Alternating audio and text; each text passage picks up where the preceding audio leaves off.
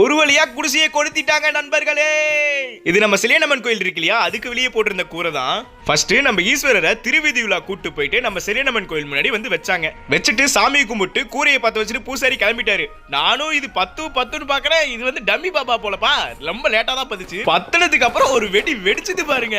யாருமே அது பக்கத்தால போலியே, எல்லாரும் இந்த வந்துட்டாங்க.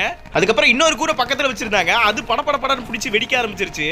அப்படி உள்ள என்னென்ன வெடிதான் வச்சிருக்காங்கன்னு தெரியல, அது பாட்டுக்கு வெடிச்சுக்கிட்டே இருக்கு. கிட்டத்தட்ட ஒரு 1/4 மணி நேரம் பக்கம் வெடிச்சிச்சு. பட்டாசுலாம் வெடிச்சு முடிச்சதுக்கு அப்புறம் இந்த கூரை எரிஞ்சிச்சு பாருங்க. கிட்டத்தட்ட ஒரு சின்ன வீடு அளவுக்கு எரிஞ்சிச்சுங்க.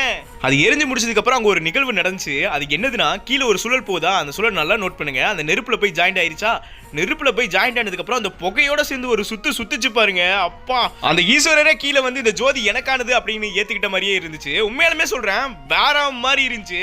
அந்த சுழல் எந்த இடத்துல தொடங்குச்சோ அந்த இடத்துலயே வந்து முடிஞ்சிருச்சுப்பா. நீங்க யாராவது அந்த சுழலை பாத்தீங்களா? அப்புறம் கூறி அறிக்கை நீங்களும் வந்திருந்தீங்களா அப்படின்னு மறக்காம கமெண்ட் பண்ணுங்க. பார்க்கலாம் எத்தனை பேர் இருக்கீங்கன்னு. Okay, by.